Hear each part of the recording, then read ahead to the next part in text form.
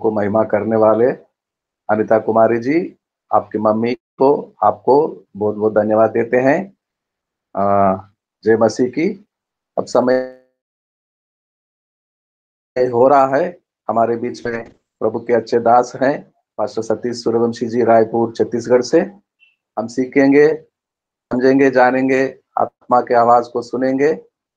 Pastor Satish Suryavanshi जी, आपका स्वागत है। बहुत बहुत धन्यवाद पास्टर साहब। प्रभु आपको बहुत आयत की आशीष प्रदान करे। आइए प्रभु के वचन में जाने से पहले एक छोटी प्रार्थना करें। प्यारे पिता परमेश्वर, सारी सृष्टि के मालिक प्रभु, आपको धन्यवाद करते हैं पिता परमेश्वर, आपने संभाला है, भले चंगे रखा है। पूरी रात प्रभु आपने हमें सुरक्षा प्रदान किया। यद्यपि कि रात और दिन हम भय में रहते हैं कि कब विरोधी आए, लेकिन प्रभु आपकी सुरक्षा आप हमारे साथ बनी रहती है पिता। और हमें प्रतिदिन एक मुर्गी अपने बच्चे को अपने पंखों तले सुरक्षा प्रदान करती है, वैसे ही प्रभु आप हमें प्रतिदिन प्रति रात हमारी सुरक्षा करते हैं प्रभु। और पिता परमेश्वर, आज की भोर हम सब मिलकर के आपके नाम को महिमा कर रहे हैं पिता। यद्यपि कि हम हजारों किलोमीटर दूर हैं, लेकिन एक साथ प्रभु एक इस वर्चुअली एक छोटा सा इंस्ट्रूमेंट के माध्यम से हम एक साथ आपके नाम को महिमा दे पा रहे हैं पिता। एक छोटा सा गैजेट हम सबको एक साथ जोड़ करके रखा है, और हम इस छोटे से गैजेट के माध्यम से पिता परमेश्वर एक साथ मिल करके हम प्रार्थना कर रहे हैं, एक साथ मिल करके आपके वचन को सुन रहे हैं, एक साथ मिल करके आपके भजन गाते हैं, एक साथ मिल करके आपके आत्मिक प्रेम को हम बांटते हैं पिता परमेश्वर। धन्यवाद करते हैं पिता, ऐसे ऐसे यंत्र आपने हमको दिया है जिसके माध्यम से प्रभु हम आपकी महिमा कर रहे हैं। प्रभु आपके वचन हम में लागू हो पिता परमेश्वर। धन्यवाद पिता। हमारे सामने जब हम आपके वचन से पिता परमेश्वर बोलते हैं, सुनते हैं, प्रभु आप हमें सुनने का मन, सुनने का कान और समझने का बुद्धि और ग्रहण करने का मन दे पिता। पिता परमेश्वर, इसके द्वारा प्रभु हमारा आत्मिक जीवन का विकास हो प्रभु, हमारे लिए पूरे दिन भर के लिए तरोताजगी मिले पिता परमेश्वर। धन्यवाद पिता परमेश्वर, प्रार्थना सुनने के लिए यीशु मसीह के नाम से प्रार्थना को मांगते हैं, आमीन। तो प्रभु का धन्यवाद हो, परम पिता परमेश्वर का धन्यवाद हो। उसने मेरी आवाज सुन पा रहे हैं ना? कोई लाइन में डिस्टरबेंस नहीं है? नहीं, आ रही है, आ रही जी। बहुत बहुत धन्यवाद आप लोगों के प्रति उत्तर के लिए। तो प्रभु आप सबों को आशीष प्रदान करे। सचमुच में जब हमारी ये शुरुआत होती है सुबह की प्रार्थना की, आज की सभा की, जैसे प्रतिदिन होती है, तो मुझे एक बातें बहुत अच्छी लगती है। मैं उसके ऊपर मैं बहुत मनन करता हूँ, सोचता हूँ, विचार करता हूँ। हमारी आरंभिक प्रार्थना, जो हमारी आरंभिक प्रार्थना विश्वनाथ जी के द्वारा होता है, प्रतिदिन उनके प्रार्थना में एक चीज जो शामिल होता है, ऐसे लगता है कि मेरे लिए प्रार्थना किया जा रहा है। प्रतिदिन की उनकी प्रार्थना में मैं अपने आप को पाता हूँ। उनकी प्रार्थना में ये होती है कि किराए के मकान में रहते हैं, रोजी रोटी, प्रतिदिन की रोटी के लिए प्रार्थनाएं करते हैं, मकान किराए के लिए प्रार्थना करते हैं, जिस किराए मकान में रहते हैं वहीं पर आराधना करते हैं। ये प्रार्थनाएं ऐसे लगता है जैसे मेरे लिए प्रार्थनाएं किया जा रहा हो। सचमुच में प्रभु हमारी प्रार्थनाओं को सुनता भी है। हमारे यहाँ छत्तीसगढ़ की अभी परिस्थिति में जानकारी आप लोगों के बीच में साझा करना चाहूंगा। अभी परिस्थिति ऐसा हो गया है कि हमारी जो कलीसियाएं थी, घरेलू कलीसिया जो हम लोग चला रहे थे, सब बंद हो चुके हैं। हम लोग एक कमरे में प्रार्थनाएं नहीं कर सकते हैं। अभी की परिस्थिति हमारी ये है। और जैसा उन्होंने प्रार्थना किया, जिस मकान में रहते हैं वहीं पर आराधना चलाते हैं। हमारी परिस्थिति अभी ये है कि अभी बंद हो चुकी है घरेलू कलीसियाएं। अभी हम लोग क्या करते हैं, घर घर जा करके लोगों के यहाँ विजिट करते हैं और वहीं प्रार्थना करते हैं। अभी यहाँ हम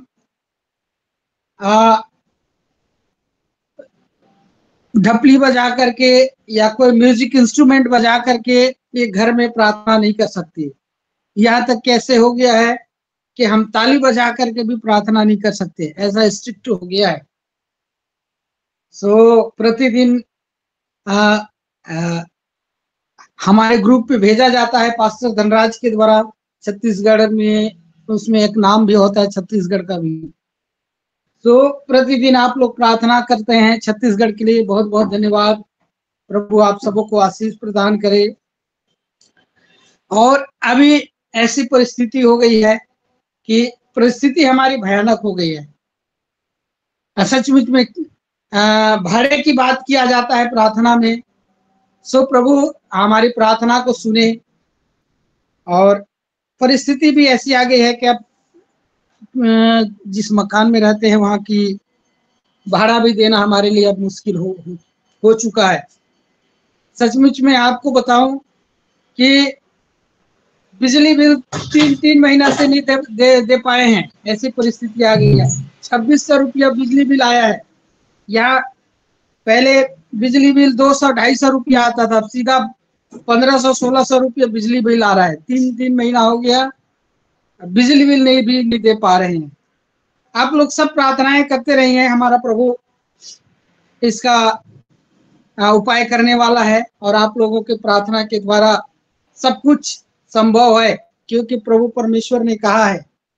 एक हमारे भाई ने गीत गाया, तू क्यों चिंता करता है, करता हूं मैं तेरी चिंता, तू क्यों चिंता करता है, करता हूं मैं तेरी चिंता, तू क्यों चिंता करता है। आंसुओं की घाटियों में साथ न छोड़ूंगा तेरा, ये प्रभु यीशु मसीह कहता है। तू क्यों चिंता करता है। सचमुच में ये गीत मुझे बहुत हिम्मत, बहुत ढाढ़स देता है। जब कभी भी मैं परेशान होता हूं, जब कभी भी हम चिंतित होते हैं, प्रभु कहता है तू क्यों चिंता करता है, तेरी चिंता करने के लिए मैं हूं, तेरी चिंता करने के लिए मैं हूं, तू मत चिंता कर। सो हमारा पिता परमेश्वर है। जब भी हम सब, मैं सोचता हूं हम सब पिता बन चुके हैं, हम सब पिता हैं।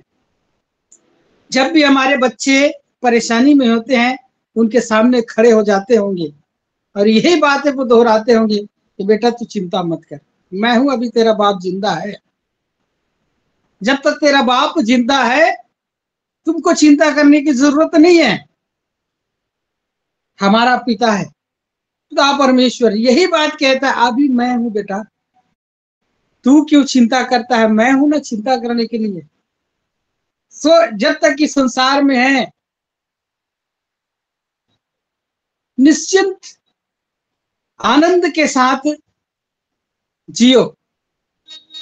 सो प्रभु हमको आनंद की जिंदगी, भरपूरी की जिंदगी दिया है। सो मेरा एक विषय था, पास्टर साहब ने मेरे को कल बोले, तो मैं सोच रहा था किन विषय में आज प्रचार करूं। तो प्रभु ने मेरे से एक बात किया, स्वर्ग राज्य, स्वर्ग के राज्य, स्वर्ग का राज्य क्या होता है। प्रभु यीशु मसीह ने स्वर्ग के राज्य के ऊपर बहुत सारी बातें सिखाई है, बताई है। उनके ऊपर मैं एक छोटा सा डिस्क्रिप्शन आप लोगों को दूंगा। और शायद ये नई नहीं है, पुरानी है। पुरानी क्या, हमारी बाइबल तो हर रोज नहीं है। जब जब हम इसको पढ़ते हैं, सुनते हैं, सब चीज नया ही होता है। ये पुरानी कभी नहीं होती है। माफ कीजिएगा, मेरे मुंह से ये पुरानी शब्द निकल गया। हमारा बाइबल कभी पुराना नहीं होता है, ये नया ही है। जब कभी भी आप पढ़ेंगे आपको नया चीज मिलेगा। ये टेक्नोलॉजी के विषय में जो बताते हैं, ये 666 के पहले से लिखा हुआ है। माइक्रोचिप्स तो अभी निकला है, लेकिन हमारे बाइबल में बहुत पहले से बताया गया है माइक्रोचिप्स क्या होता है। सो ये हमारी बाइबल जो है पुरानी नहीं है, नई है। हर रोज नहीं देता, हमको नया चीज देता है।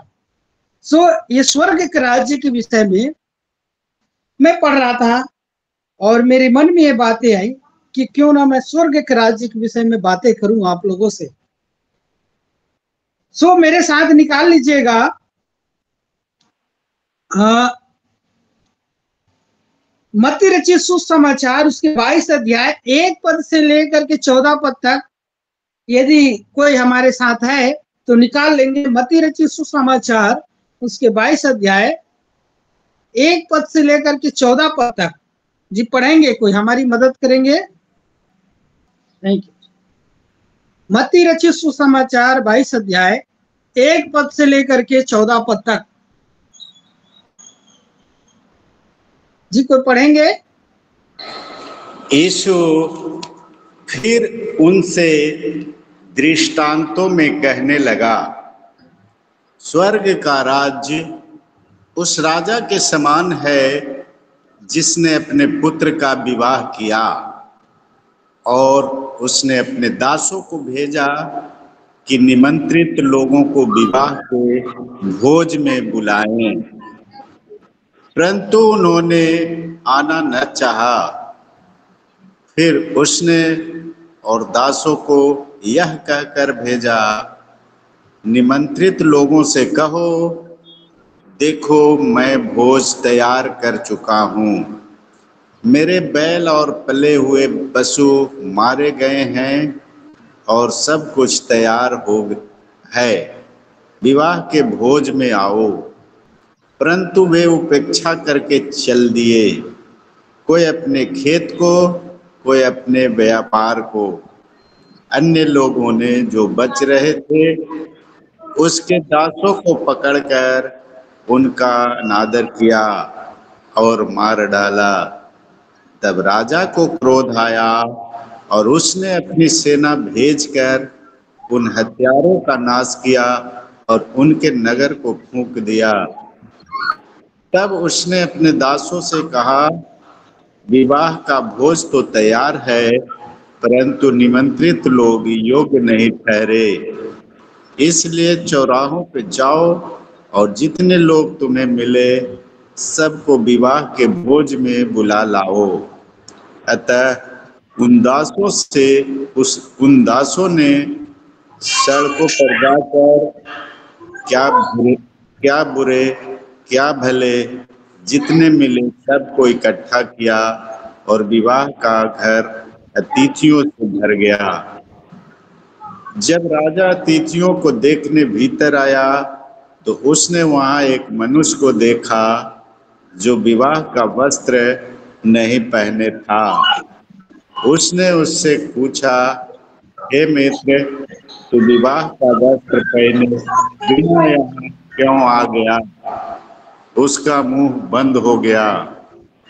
तब राजा ने सेवकों से कहा, इसके हाथ पांव बांधकर उसे बाहर अंधियारे में डाल दो, वहां रोना और दांत पीसना होगा, क्योंकि बुलाए हुए तो बहुत हैं पर चुने हुए थोड़े हैं।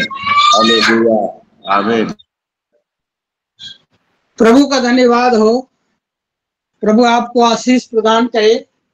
सचमुच में यहाँ हम एक दृष्टांत देखते हैं। ये स्वर्ग का राज्य, एक पिता का एक, थैंक यू जीसस, एक राजा है।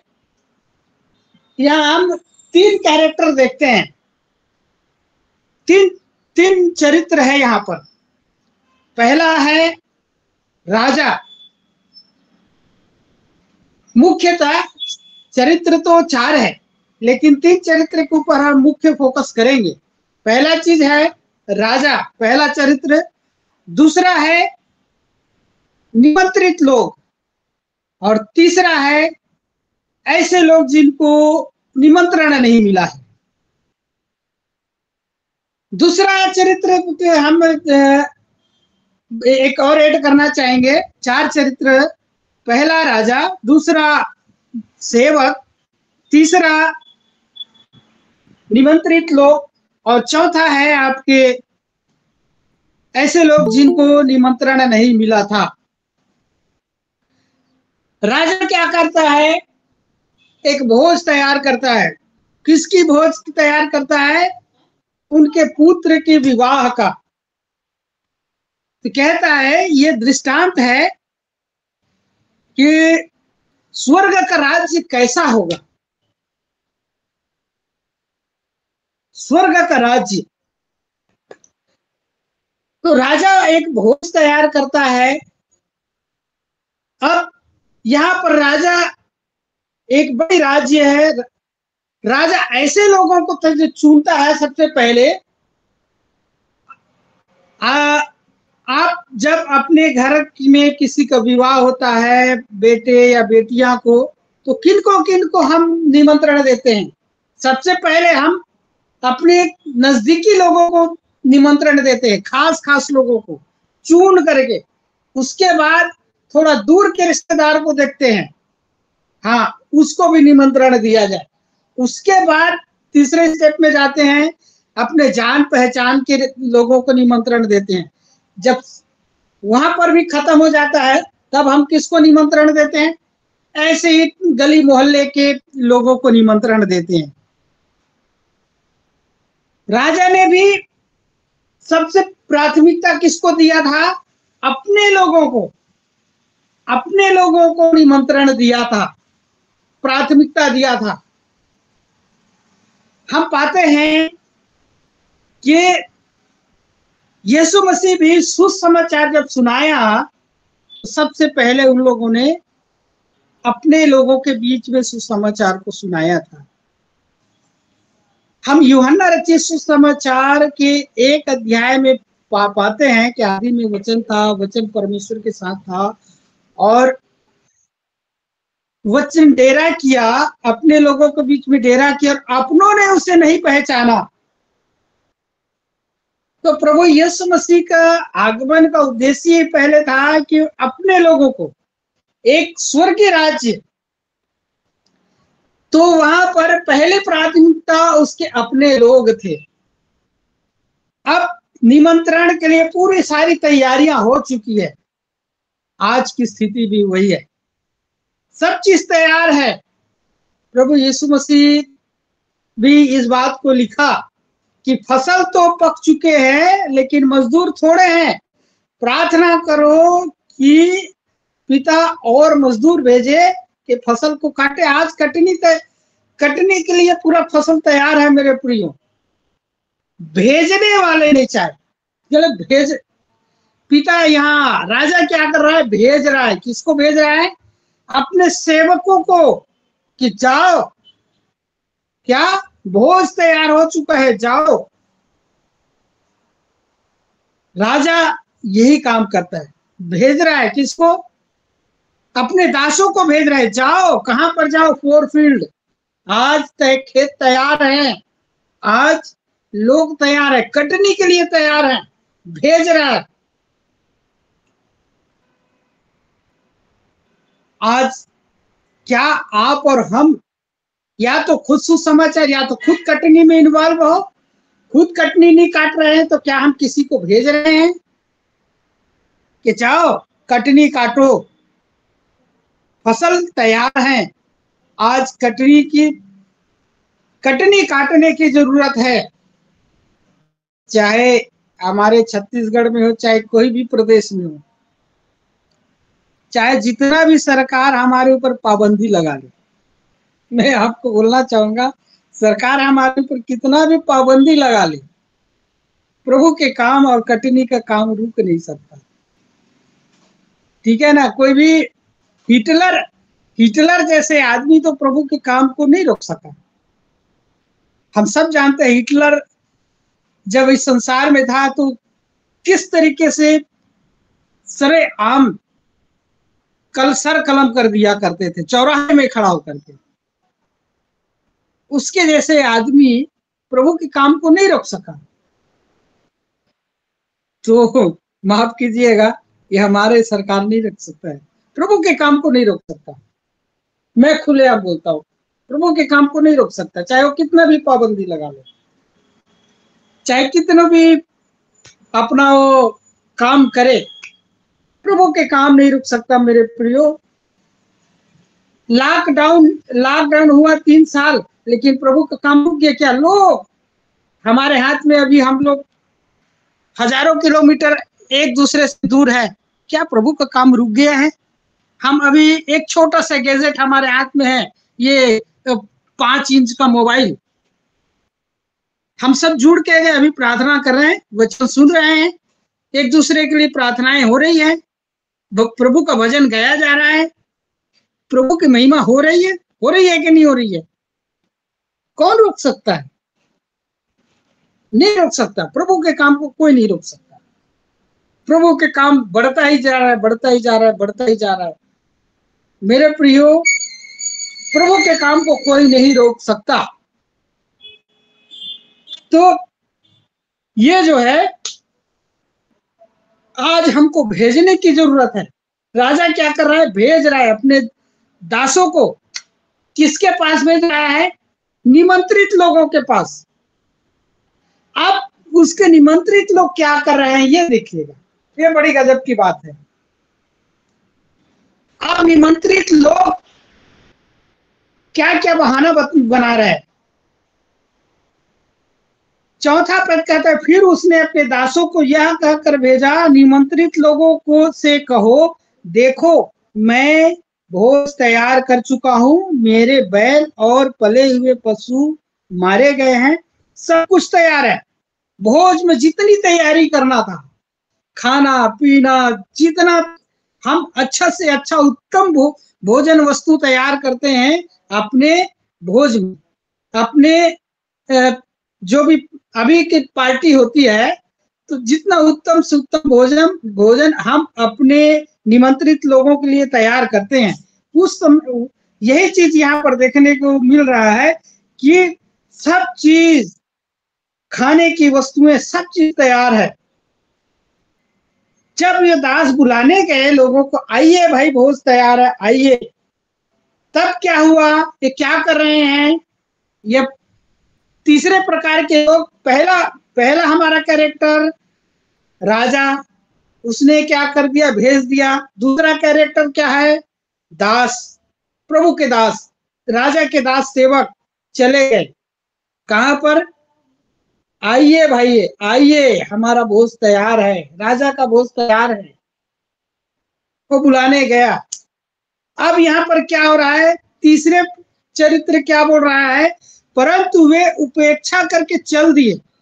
यहाँ क्या कर रहे हैं? ये तीसरे प्रकार के लोग उपेक्षा कर रहे हैं, नेग्लेक्ट कर रहे हैं, अवॉइड कर रहे हैं, उनकी बातों को नहीं सुन रहा है। किनकी बातों को नहीं सुन रहा है? वो दास लोगों की बातों को, वो दास लोगों की बात, उनके सेवक लोगों की बातों को नहीं सुन रहा है, उनकी उपेक्षाएं कर रहे हैं, कोई अपने खेत को, कोई अपने व्यापार को। तो ये जो निमंत्रित लोग थे, वो उन दासों की बात को उपेक्षा करके क्या बोल रहा है कि अपने अपने काम में चले गए, कोई अपने खेत को चले गए, कोई व्यापार को चले गए। मतलब उनकी कोई इज्जत नहीं है। किसकी इज्जत नहीं है? पहला इज्जत वो राजा की नहीं कर रहे हैं, दूसरी इज्जत वो दास की नहीं कर रहे हैं। आज यही हो रहा है, हमारे साथ भी हो रहा है। सुसमाचार लेके जाते हैं कि मन फिराओ क्योंकि स्वर्ग का राज्य निकट है। घोर हमारा अपमान किया जाता है। और आज तो यहाँ देखो, हमारे लिए इतने नियम कानून ला दिए गए कि आप प्रचार नहीं कर सकते, आप प्रार्थना नहीं कर सकते, आप लोगों को गैदर नहीं कर सकते, आप लोगों को इकट्ठा करके गाना नहीं गा सकते, आप लोगों को डिस्टर्ब नहीं कर सकते, और कर भी देते हैं तो हमारे ऊपर धर्मांतरण का केस ठोक देते हैं। बताइए,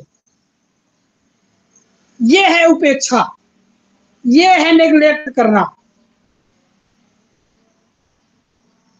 और गजब की बात आप इसमें और 6वें पद में पढ़ेंगे, अन्य लोगों ने जो बच रहे थे उसके दासों को पकड़कर उनका अनादर किया और उनको मार डाला।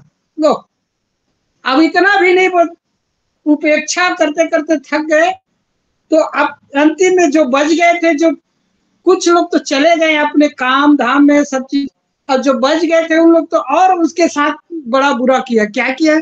उनका बेइज्जत किए। होता है, प्रभु यीशु मसीह ने ये बात को पहले से ही बता दिया है।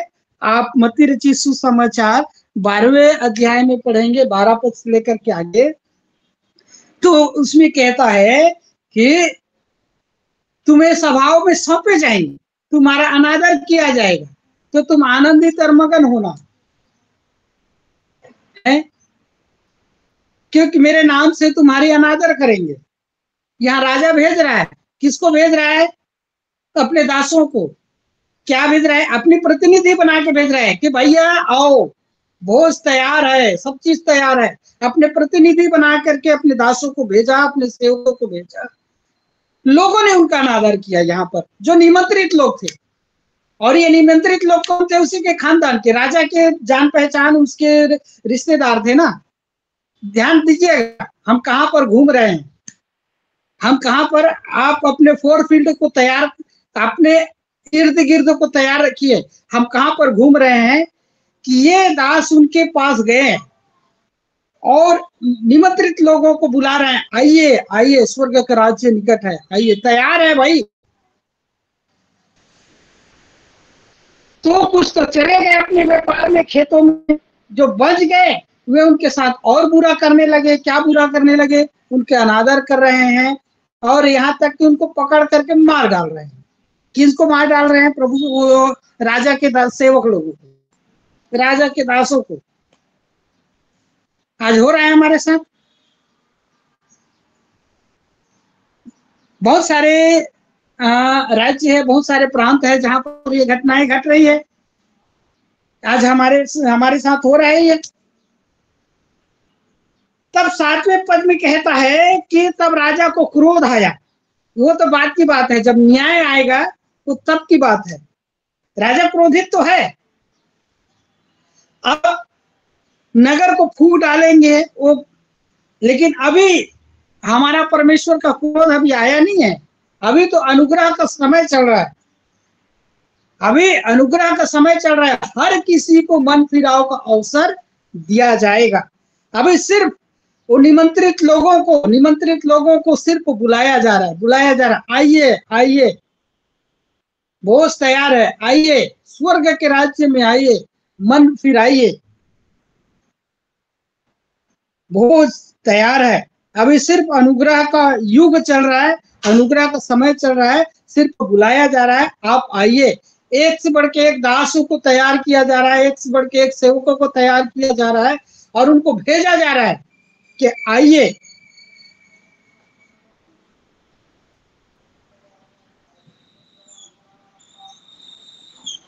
तब 8वें पद में एक बात को देखते हैं। तब उसने अपने दासों से कहा, विवाह का भोज तैयार है, परंतु निमंत्रित लोग योग्य नहीं ठहरे। अब यहाँ पर चौथे प्रकार के कैरेक्टर हमारे सामने आ रहा है, चौथे प्रकार का चरित्र हमारे सामने आ रहा है। निमंत्रित लोगों को अवसर दिया गया, सबसे पहले उनको निमंत्रित किया गया। फिर क्या कर रहे हैं? उनको रिक्वेस्ट कर रहे हैं, निवेदन कर रहे हैं कि आइए। पहले तो क्या किए? निमंत्रित किए, फिर निवेदन कर रहे हैं कि आप आइए। निवेदन, अब निवेदन करने के बाद भी नहीं आए, तब यहाँ पर क्या हो रहा है? चौथे प्रकार की लोगों का आगमन हो रहा है। यहाँ पर ये है अयोग्य। पहले योग्य लोगों को प्रभु, ये राजा योग्य लोगों को बुलाया, अपने रिश्तेदार जान पहचान उनके लिए, उनके नजर में योग्य थे कि ये मेरे भोज में शामिल हो सकते हैं, यही मेरे योग्य है, मैं इन्हीं लोगों को अपने राज्य में अपने भोज में शामिल करूंगा। तो उन लोगों को वो चुना, बुलाया, वे नहीं आए, एक भी नहीं आए, 100% कोई नहीं आए। तब चौथे प्रकार के चरित्र यहाँ पर सामने आता है, अयोग्य लोग। अब चौथे प्रकार के चरित्र क्या है, 8वें पद से हम आगे पढ़ेंगे। तब उसने अपने दासों से कहा, विवाह का भोज तो तैयार है, परंतु निमंत्रित लोग योग्य नहीं ठहरे हैं, इसलिए चौराहों पर जाओ और जितने तुम्हें मिले सबको विवाह के भोज में बुला लाओ।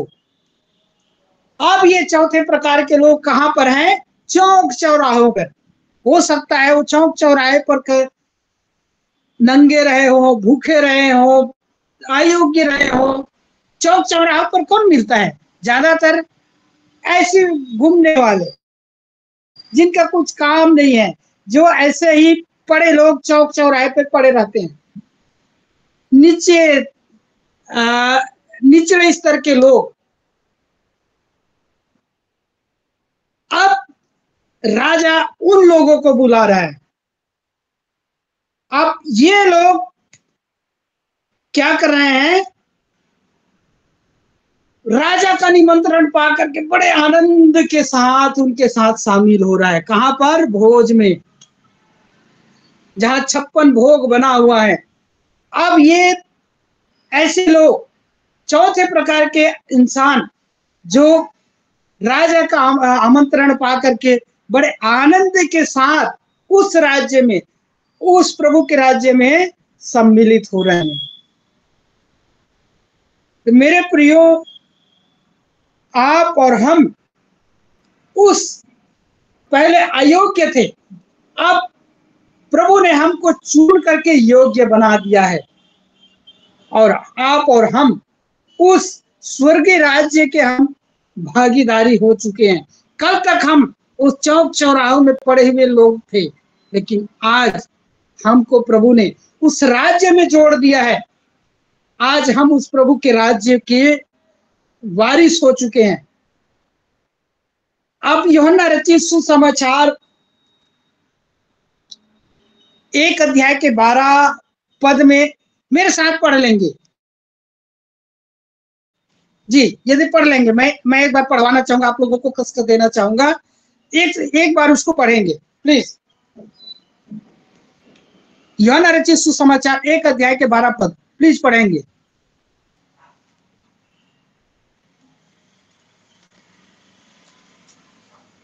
चलिए मैं ही पढ़ देता हूं, कोई दिक्कत नहीं है। उसमें इस तरीके से लिखा है, परंतु हाँ, जितनों ने उससे ग्रहण किया, उसने उन्हें परमेश्वर के संतान होने का अधिकार दिया, अर्थात उन्हें जो उनके नाम पर विश्वास रखते हैं। हाँ, जिन्होंने उसे ग्रहण किया, उसे उन्हें परमेश्वर का संतान होने का अधिकार दिया। हम उस चौक चौराहा में पड़े हुए लोग थे, और उस आमंत्रण को पा करके हम उस भोज में शामिल हुए।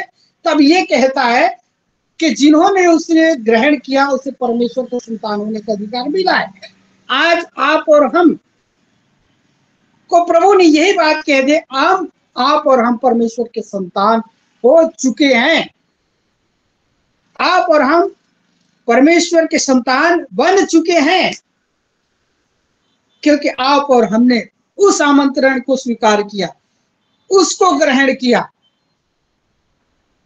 उम्मीद उस राजा की यह थी कि उसके लोग उस राज्य में आएंगे। उम्मीद यह थी कि राजा का कि उनके लोग, उनके जान पहचान के लोग, उनके रिश्तेदार, उनके कुटुंबी सब उस भोज में शामिल होंगे। कोई नहीं आए, लेकिन यहाँ पर वो चौक चौराहे के लोग उसमें शामिल हुए, उसके विवाह के भोज में शामिल हुए, और उनको यह अधिकार मिल गया। अंतिम पद बोल करके मैं समाप्त करूंगा। 14 पद में इसी के, क्योंकि बुलाए हुए तो बहुत है परंतु चुने हुए थोड़े हैं मेरे प्रभु।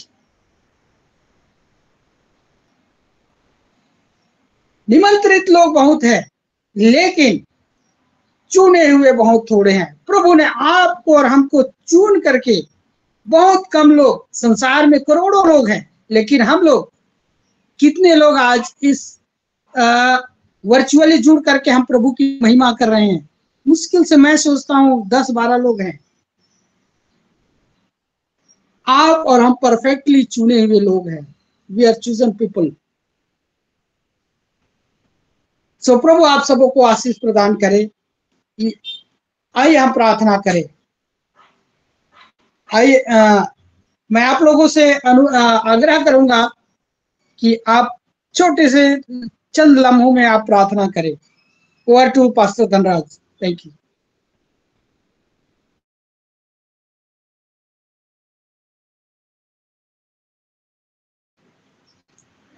जी पास्टर धनराज जी। बहुत ही सुंदर संदेश को सुना हमने। निमंत्रण लोग कौन है और जिन्हें प्रभु के भोज, राजा के भोज में शामिल होने का हक मिला है, बहुत ही सुंदर रीति से समझाए गए हैं। पास्टर हरिदेव चौधरी जी नेपाल से छोटी सी प्रार्थना करेंगे। अच्छा ओके, हम प्रार्थना करते हैं। धन्यवाद मेरे प्यारे खुदा परमेश्वर, आपके चरणों में आता हूँ, आपके उपस्थिति में आता हूँ। आप अपन बेटा के मुखारबिंद से जीवित कलाम बोला। पिता हम लोग आशीषित हुए हैं। हम लोग हे पिता परमेश्वर आपको महिमा करने पाए हैं पिता। धन्यवाद ये पिता, ये समय के लिए, ये दिन के लिए, तो आपके उपस्थिति के लिए पिता परमेश्वर। हम लोग जितने जुड़े हैं हम सब लोग को आशीष दीजिए और हम लोग को जो आवश्यकता है पिता परमेश्वर आप हम लोग को पूरा कर दे पिता। धन्यवाद पिता, आप महान है, आप जीवित है, आप सारा ब्रह्मांड का मालिक है।